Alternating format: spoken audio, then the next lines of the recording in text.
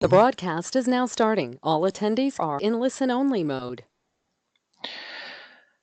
Okay, so I've started recording. Now, on the left-hand side of your dashboard, there should be a little icon for you to put your hand up. Can I just get you to find that and click on that, and that way I'll know that you can hear me okay? Roxanne, thank you.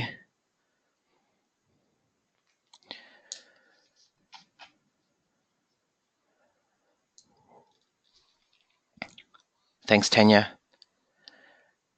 Thanks, Melinda. And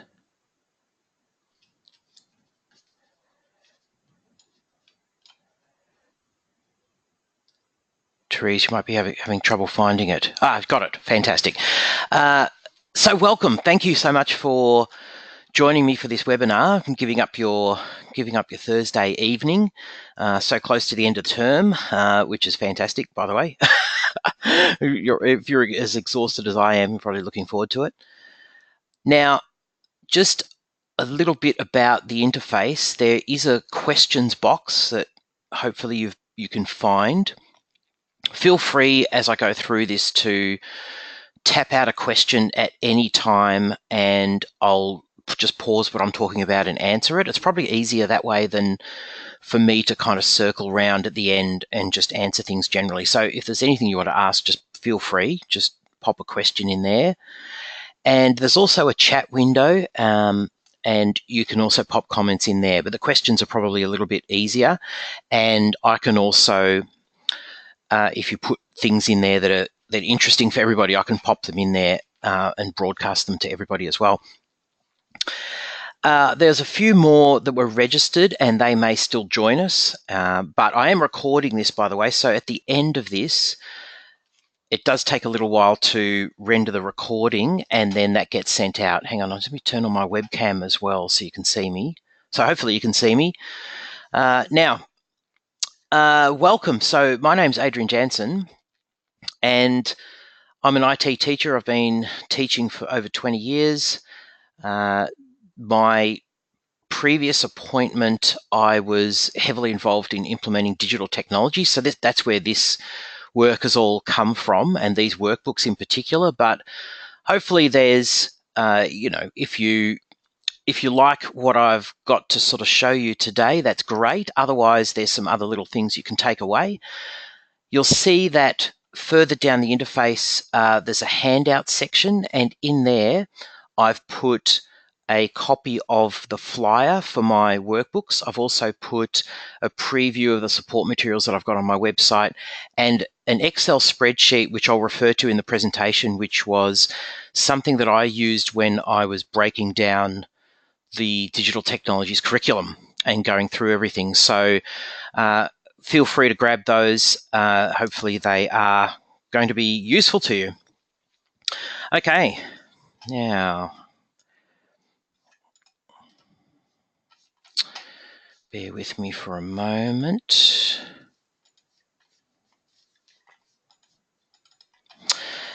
Can you all see the opening slide okay? Can I just get you to, I think, yes. Okay, great. All right, now,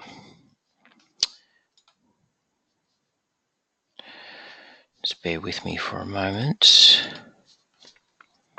All right, so beginning with just a bit of a rough outline of what I'm going to talk to you about. A little bit about me and my background and the journey that I've had with digital technologies. A few resources that I'm going to point out to you, but you've probably encountered a lot of these. The ACARA website. I'll talk a little bit about the structure of the Digitech curriculum, some resources, some training materials, breaking down the framework, the structure of my workbooks, a bit of a preview of those, and the support materials that I've got on my website. So no doubt you'll be familiar with the ACARA website. And it's a little dry, but I guess this is really the source of everything. So I've got the URL up there if you're not, australiancurriculum.edu.au. And what you'll find there is essentially all the detail of the Australian curriculum all the way through F through to 10. So Digitech included, and you can go into there and get all of the detail of the bands and strands, etc. in there. And speaking of which, this is really the structure of the Digitech curriculum. So you've got bands. Now, there are some particular challenges with this curriculum, and one of the first ones are the bands, because the bands are multi-year bands. So we've got the F to 2 band, or the Prep to 2 band. We've got underneath those bands, we've got a number of strands. Underneath the strands, we've got units, and then under the units, we've got elaborations. The word unit is really a word I'm using for it. It's not really, ACARA haven't really got, I don't think, an official name for the particular units the particular content they've got under the strands. They've got unit codes and they've got a description of those units, but they don't call them anything. And then underneath that, we have the elaborations. And the elaborations themselves are not compulsory. They're really just intended to be illustrations of what you could be doing to address the units. But when I first started looking at this curriculum, it made me a little nervous to think that all we had was the unit description and we didn't have more detail than that. So the elaborations are really, really useful to kind of understand and break down what is involved in each unit. So when I first started to break it down, I used those elaborations really, really strongly, but they're not strict things that you need to follow per se. Okay, this is straight off the ACARA website, by the way. So a bit of a description of the digital technologies curriculum and its purpose. And in particular, you'll see that we've got there the names of the 3 strands. So of the 2 strands, I should say, the digital technologies, knowledge and understanding, and digital systems, hardware, software, and networks. Now, the names of the strands can vary from state to state. So I'm in Victoria, and in Victoria, the strands have actually been converted into 3 strands. So we've got these green ones down at the bottom of the screen here: digital systems, data and information, creating digital solutions. But the content is all exactly the same. It's just that for some reason, VCAR have decided that they're going to use those 3 strand names instead of the 2 ACARA ones. Could I just get a little bit of an indication? If you just go to the question panel for me, could you just quickly let me know what state you're from? It'd be just interesting for me to know where you're all coming from. So WA, New South Wales. Do we have any Victorians? Not yet.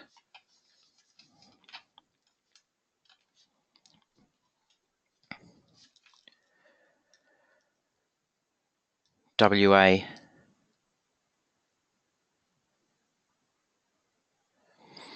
Okay. So it does vary. It certainly does vary a little bit from state to state. So Victoria has done this, but the content is all the same. So that's something that at least is reassuring. Okay. Some of you may be familiar with this website. So the CSER Digital Technologies MOOC. Could I get you to just put your hand up if you're a member of the MOOC, if you've joined the MOOC and you have checked out the content there? So I think a couple of you have. The MOOC is fantastic. So I've got the address of the MOOC at the bottom of the screen there, and if you haven't yet checked it out, I'd strongly encourage you to do it. This is one of the first things that I did when I was getting my head around this. This MOOC's been in place for quite a long time now. One of the first things that I did was I went through the course. So it's essentially like an introduction to the digital technologies course, and it goes through a whole lot of the different strands, and it's fantastic. It's completely free. You just need, essentially, it's a Google Plus account. So as long as you've got a Google Plus account, just make one. You can jump into here, join the course. It's self-paced. And a great thing about it as well is via Google Plus, everybody is posting up all the content that they're doing during the course. So you get fantastic resources. People are just saying, you know, this is a great thing for data representation. Here's a great resource for coding. Hang on, I've got it on the next screen as well. There we go. So I took this screen capture just at the beginning of the week, and it's almost got 7,300 members from all over Australia taking part. So you can jump on there. The course itself doesn't take a very long time to work through. I think I did it over the course of maybe a few weeks, on and off. And as I said, great resources on there. People are posting stuff up all the time, and I am getting notifications. So when people would post content onto this MOOC, I was getting a notification through Google Plus, and so tasks and things, I've got it going into a folder in my Gmail. So I'm just building up this massive bank of Digitech resources, which is great. So definitely check it out. If you haven't yet checked it out, then that's a must. Okay. This is another one. This is Education Services Australia, I believe, had a grant from the federal government to set this up. So this is the Digital Technologies Hub.edu.au. And again, there's great resources. It doesn't have as much as the MOOC, because the MOOC is, I mean, there's so many people sharing content on there that it's just growing really fast. This particular one is in development, but there's definitely lots of content there. So I'd encourage you to check that out as well. So Digital Technologies Hub.edu.au. All these resources are ones which I've sort of used on my journey, so to speak, learning all about Digitech. So what do you need to deliver the course? So, well, one of the things, I might just go back just a tiny bit. So I've just changed schools, actually, but the school that I was at previously, I was head of digital technologies from P to 12. And so a few years ago, I started trying to get prepared for the digital technologies curriculum. So that began with all the draft, the draft courses that were put out by ACARA, etc. And as it went on, and one of the first things I did was try to really break down the course and get a bit of an idea about what it entailed. And just like you'll be doing at your own schools, you know, there's a lot of stuff that you'll be likely doing in your own classrooms right now already, and there's things that you can blend the Digitech curriculum with your own curriculum, but then there's also things that are new. So, you know, there's some digital citizenship stuff that you're probably doing already. A lot of the coding stuff may be new, depending on what you're doing. So there's quite a broad range of content that you have to consider, and across the bands, which again is another challenge, which I'll get back to. So one of the difficulties is, certainly in ACARA designing this curriculum, one of the main difficulties is the fact that, you know, everybody's going to be using this curriculum, and, you know, people have got different resources available to them. Some people will have a lot of technology available. Some people have not much. Some people have existing Digitech or digital citizenship curriculum they can use. So I guess the good thing about the Digitech curriculum, it's pretty flexible and adaptable. There's actually no mandated technologies in it at all, so you can really fit it in with what you're currently doing, and you actually don't really need to use much technology, full stop. I think it's a lot more interesting if you do, but you certainly don't need to, certainly because some schools just don't have the ability to do that. So, and it's all, I think, at the end of the day, the curriculum is all about delivering computational thinking and logic and cyber safety, etc. So it's all of those concepts, as opposed to specific technologies, which is good. The course is organized in a particular way. One of the things that I noticed really early when I started going through the curriculum was I felt that the content fell into three different categories, three different groups. Essentially, I felt the first category were things that were digital technology based, but they were independent of the curriculum. So digital citizenship sort of falls into that bucket. So essentially, activities that are in this category you can complete any time. So you're not sort of constrained by what you're currently doing in the curriculum. You could kind of slot these in anywhere. There might be a logical time to do it. So especially for digital citizenship stuff, it might be like right at the beginning of the year, might be a good time. You could potentially have things that are in this category that students do out of class time or out of school hours, and you come back to. So it was digital technology specific, but really quite flexible and not kind of fixed to any particular curriculum. The second category of things that I found were things that you could integrate with the curriculum you currently have in place.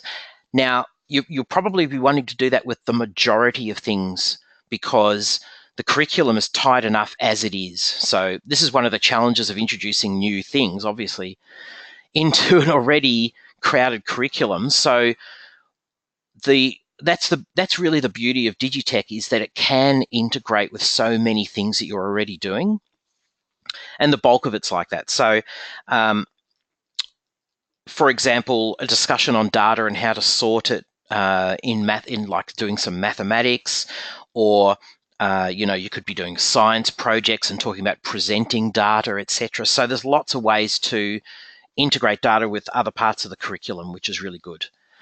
The third category that I thought sort of stood out to me was where you had digital technology curriculum and it was stuff that you really did need to cover and it was going to be extra to the curriculum. So something that falls into that category is, for example, different types of hardware and software, for example, or the coding stuff, for example. Like, it's brand new curriculum, probably. It doesn't really integrate with other parts of the curriculum very well. So it's going to be a little bit of a challenge to slot it in and decide where it's going to fit.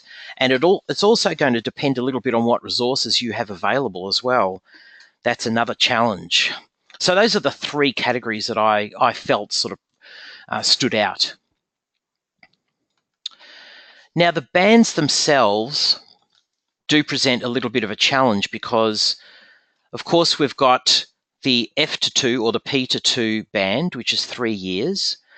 And we've got the 3 to 4 and the 5 to 6 bands, and each of those are 2 years. So on the plus side, the curriculum that's in that band, you've got 2 or 3 years to deliver it. So at least you're not sort of under the pump in that sense.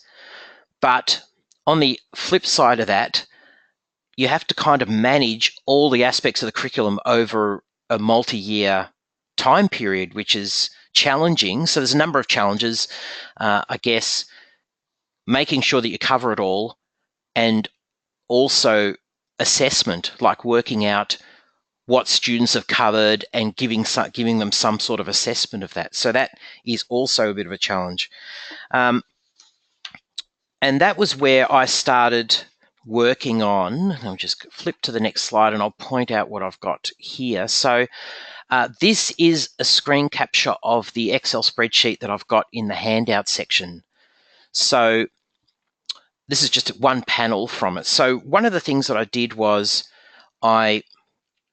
using all the ACARA documents, I broke down all the strands. So you'll see at the top here, this is the strand. This is the ACARA strand in grey. Hang on, I do have a little pointer that I can turn on. So this is the ACARA strand here.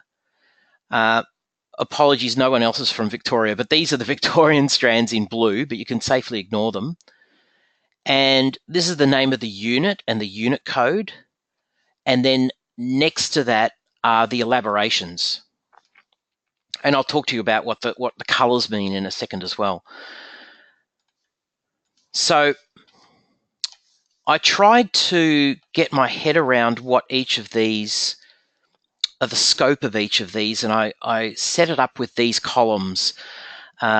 Whether I felt that the particular elaboration the one that was concerned with could easily had like a cross-curricular application, whether it would provide them, the readiness one was whether it would provide them with skills to go to the next level. Value, that's a bit subjective. That was a bit of a judgment on my part as to whether I felt it was something that was particularly valuable, a particularly valuable skill. I had the next column is whether I felt I could connect assessment to it. So some things you can easily assess, some things you can't, which makes sense. And then I tried to break down all of these things into levels. So you see this column here where I've got levels, and you'll see it says here P to 2, 1 to 2, 2 to 2. So I tried to come up with a bit of a sequence to it because there are some things when you read these elaborations, particularly with the P to 2 band, when you read these elaborations, some of these, a student at foundation or prep level would have difficulty with. So I wanted to try and come up with a little bit of a sequence, an idea about what order I would do these things in. So what you'll find in that spreadsheet is I've done this for every band. So for every band, I've got all of the strands, all of the units, all of the elaborations. And on the right-hand side, I tried to take what Akara had listed as the elaboration and come up with an activity that I felt would be something that would work in the classroom. Because some of their elaborations are, I won't say vague, they're not very, very specific. So I wanted to come up with particular applications that could just be used straight away in the classroom. Okay, that's kind of a lot to take in there. Hope it makes sense. And certainly I've got my question box up here. So please, if you have a question, please interrupt me. I don't mind whatsoever.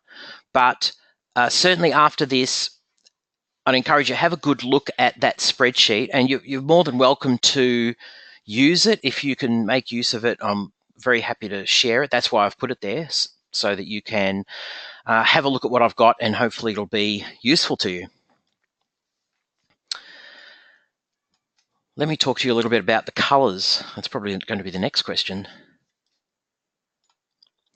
So what I tried to do is another thing that I got a sense of, and you probably have a sense of this already, is that in the units themselves, there's a mix of things. So for example, there are some units that are predominantly coding, or for example, predominantly digital citizenship based.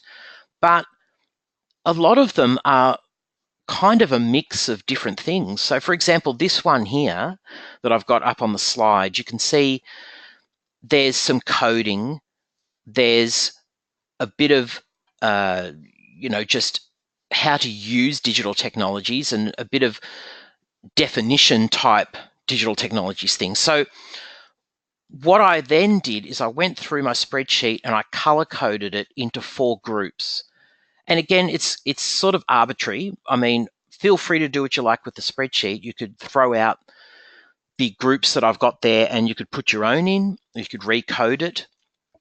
But what I tried to do was come up with some categories. So I came up with these 4 themes: use of digital technologies, digital technology awareness, programming, robotics, and digital technology life skills. And then I went through and color coded them. And the reason I did that is so that then I could group them all together. So for example, all the coding ones, even though they're from different units, I could put them all together and it'd be much easier to deliver instead of sort of worrying about trying to address, say, this unit here, recognize different types of data and explore how the same data can be represented in different ways. Instead of trying to address all these things that are a bit disparate, doing all the coding things at once, doing all the digital citizenship things at once, doing all the presenting data things at once, for example.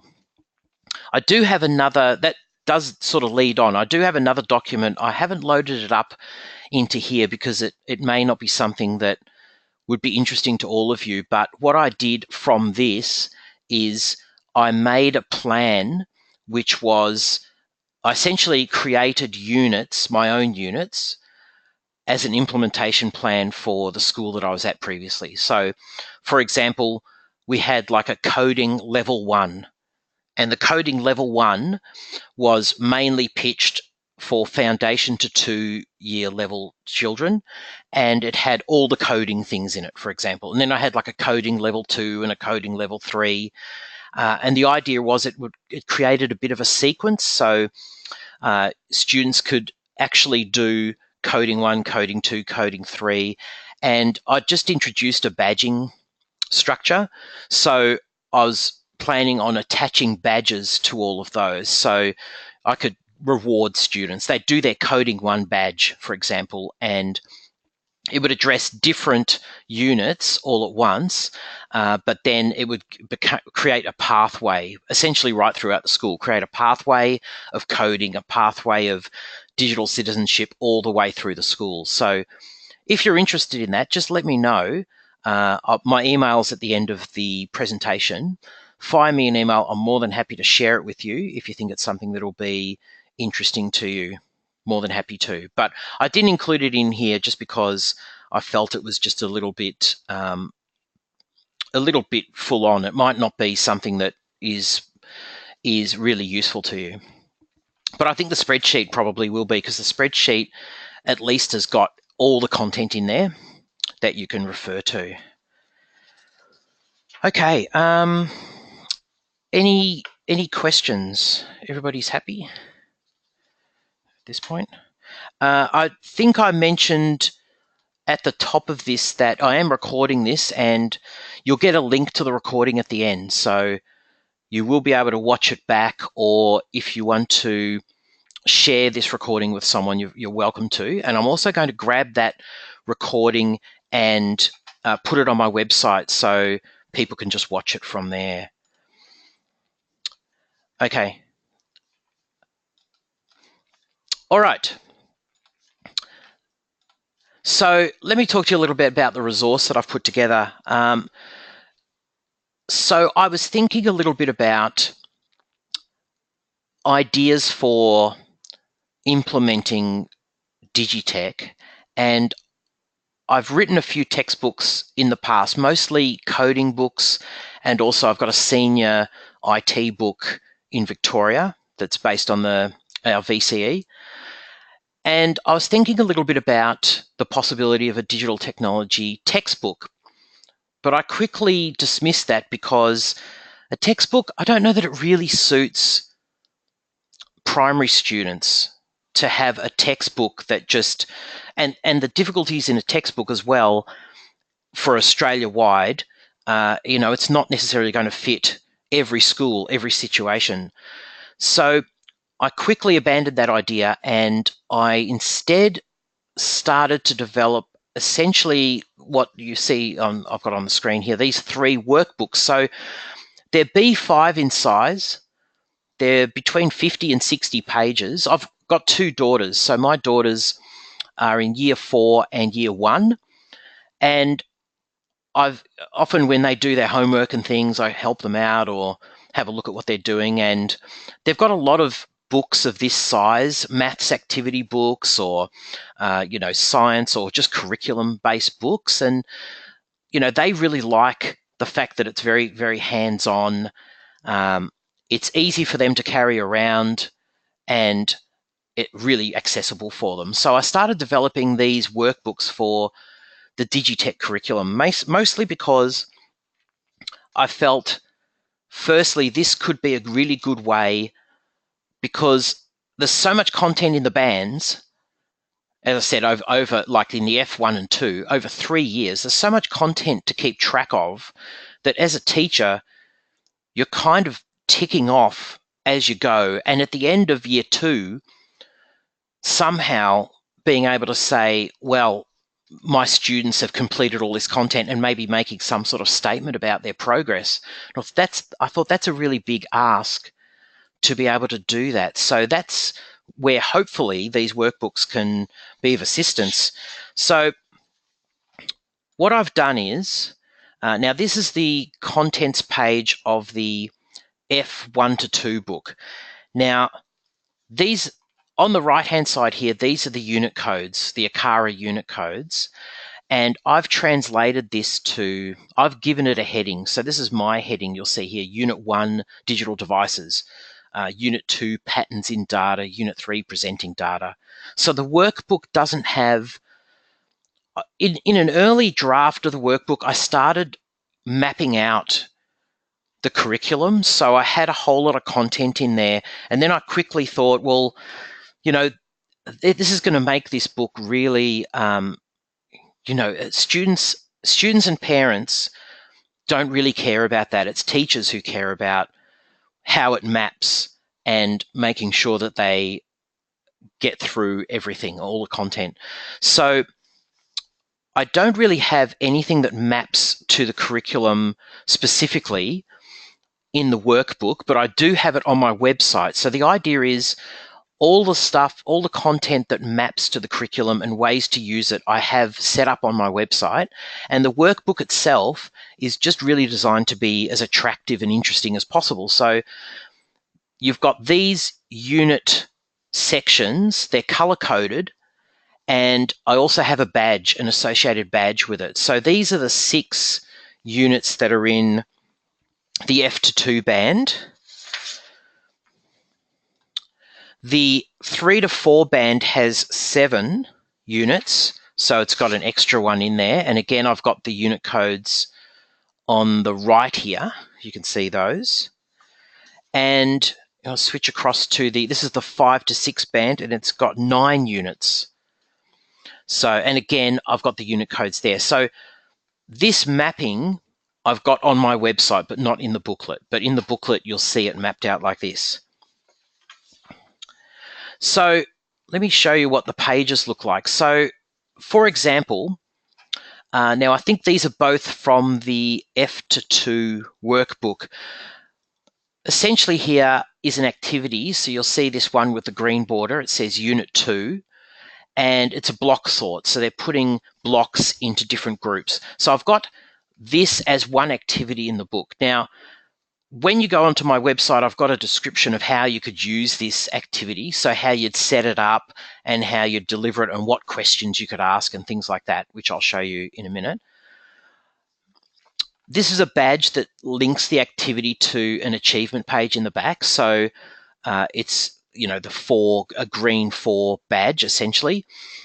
And it's also just one activity. So instead of, in the back of my mind, I felt that if I put an activity like this, then teachers could use it, and then they could also come up with similar ones. So they could use this as a basis for creating their own, or they could challenge students to create their own versions of this, etc., rather than me, for example, turn it into a 100 or 150 page booklet, which I could, I guess, just by doing lots of variations of this. That's one thing that I did notice, that when I looked at my daughter's maths activity book, is there was just lots of repetition. I guess that's the case in maths, but I didn't really want to do that. I wanted to keep the price pretty reasonable, and by doing that, I've got samples of activities. So you could do this activity. So students would do this activity straight in the workbook, and then you could also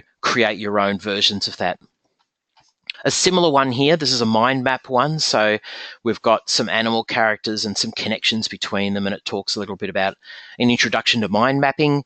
Again, so you'll see it's got the unit up at the top, and it's got the red border and the red badge on it as well.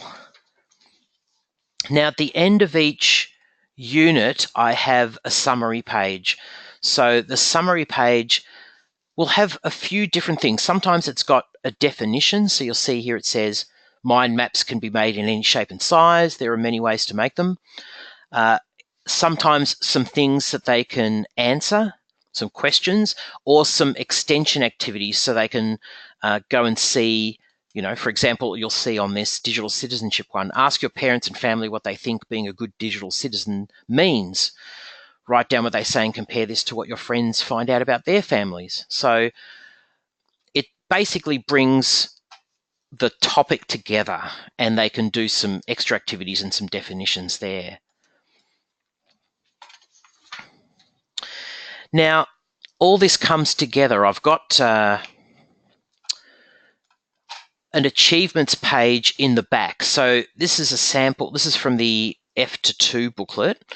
And the achievements page has got all the badges from all of the pages in the booklet and a trophy as well for when students complete it. So the idea is that as a class teacher, as students complete the activities, and they could do it in any order because you're going to be mixing this up and doing it all over the course of that 2 or 3 year span.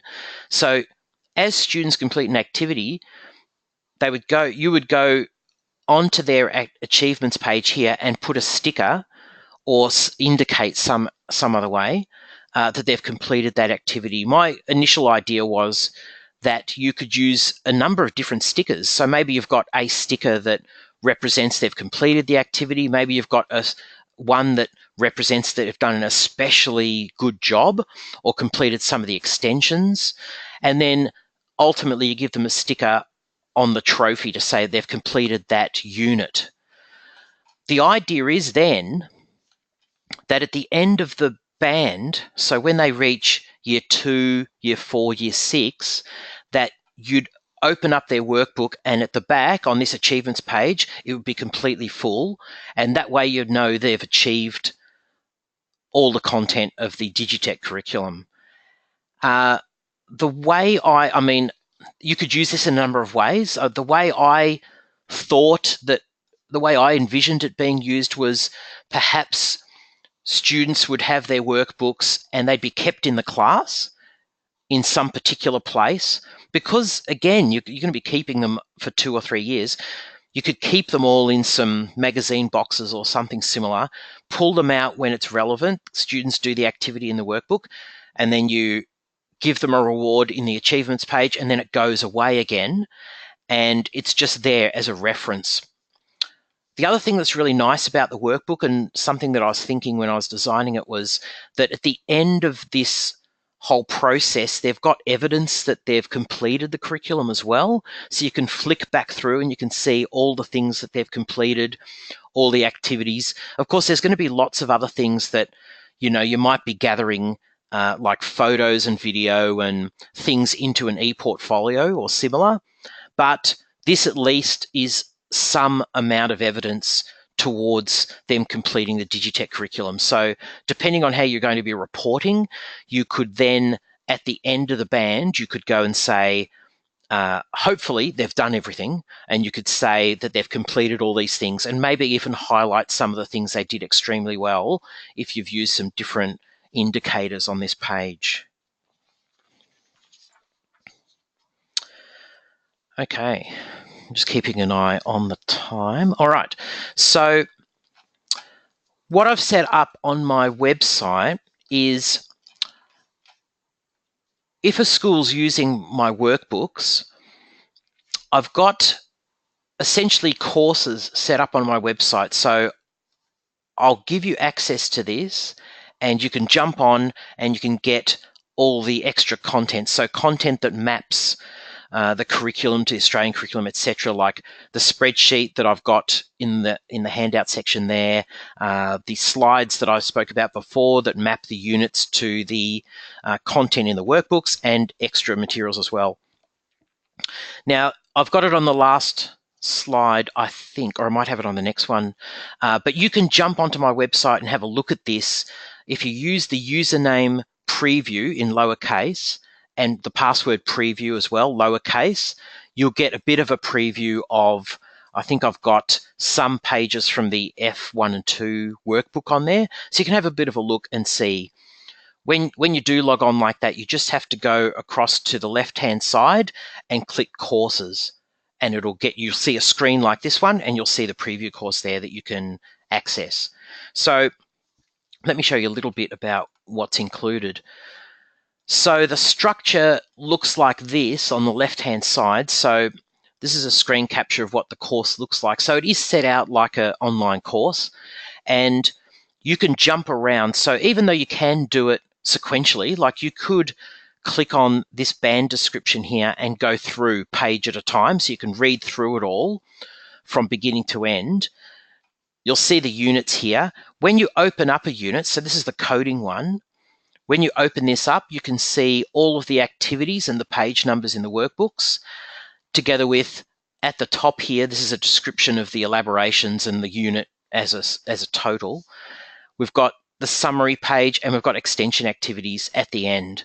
So you can flick through these in any order, and it really depends on what you're doing. So if you were, say, doing this activity 3 on page 35 on one particular day, you could just jump online, go into this course, go into this activity, and see what I've written against that, which will give you a bit of an idea. So here's an example. So this is, it's part of a digital citizenship unit.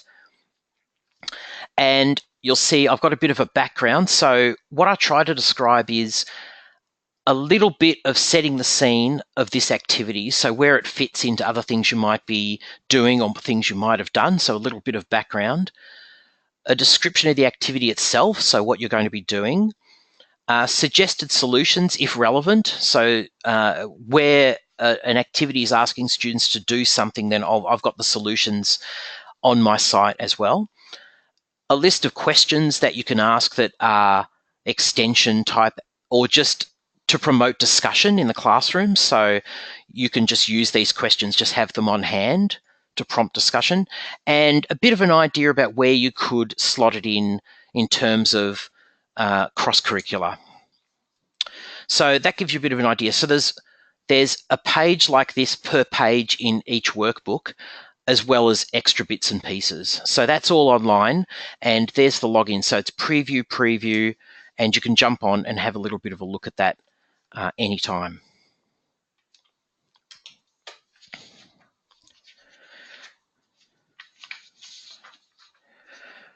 Okay. All right, so let me just flick across to here. So I'm going to just open up to some questions. So there's the address of my website. I've already had a couple of people just send me their email address for the spreadsheet that I referred to before. That's the bigger version of the one that I've got in the handout section. So I'll send that to you as soon as we finish. That's my website there, adrianjansenpublishing.com.au, so you can have a look. There's plenty of previews and things on there. And my website, my email address is also included there as well, so you can contact me directly through there. But as I said, shortly after this finishes, you will get a link which has got a recording of this, so you can go back through it and you can get all of the resources and things out of it if you didn't take note of them earlier. So does anyone have any questions at all? I'll give you a chance to tap them out if you do.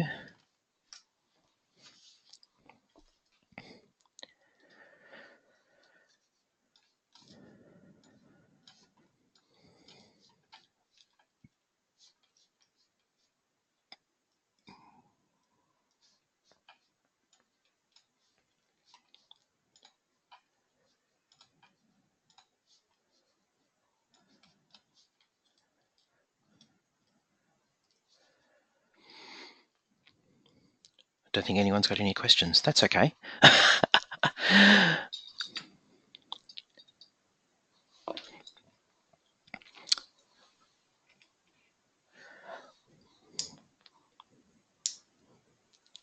No questions. That's quite all right. Well, hopefully that's because, I've answered a whole lot of things for you and you found it interesting. I hope that's the case. Hopefully there's some stuff in there that is helpful to you. Thanks, Tanya. I hope so. So hopefully, sorry, hang on.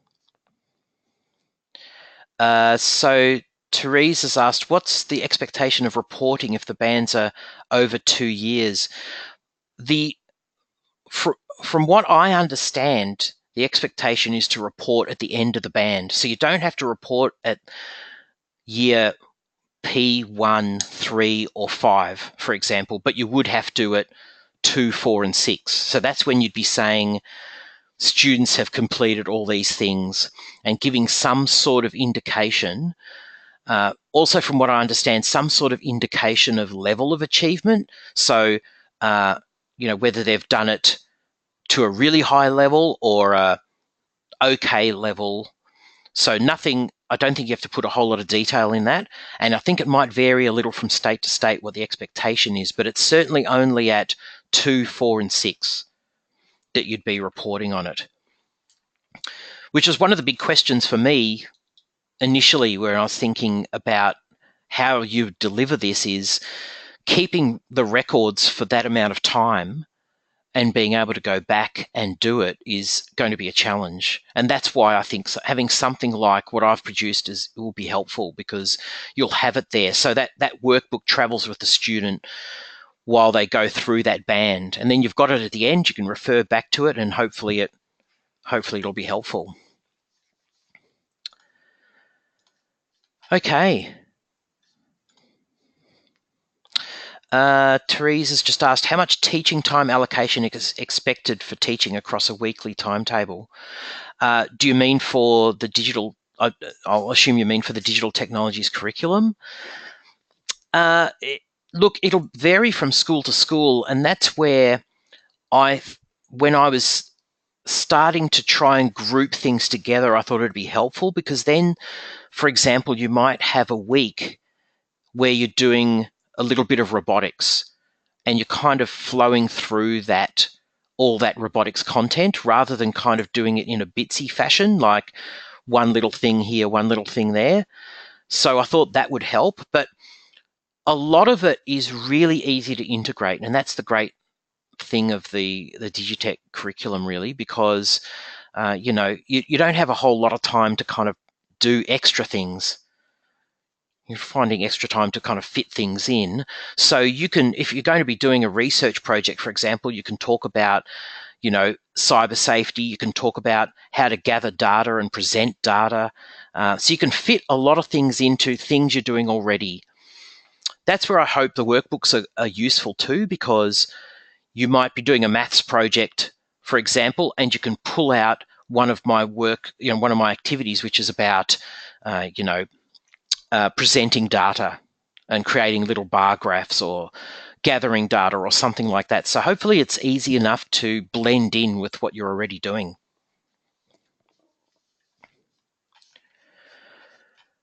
Okay. I'll give a second. There might be another question, but just as I wrap up, you've got my email address there. Please feel free to email me anytime. More than happy to answer questions. If something occurs to you in 30 minutes time or a couple of weeks time, shoot me an email. I'm more than happy to answer your question or give you some advice or whatever. However I can help out, I'd be very happy to. Thanks, Tanya. So thank you, everybody. Thank you for your time on Thursday evening, very close to the end of term.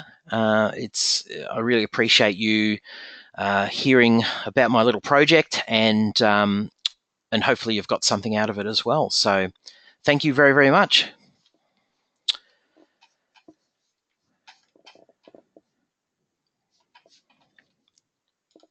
Thank you. All right. Well, with that, I'll close the recording off. As I said, shortly you'll get a link to the recording itself, so you can watch it back and share it. If there's other people at your school that you think would have liked to have had a look at this, then feel free to share the link. More than happy to. So thanks, everybody. I'll close this off and have a good evening.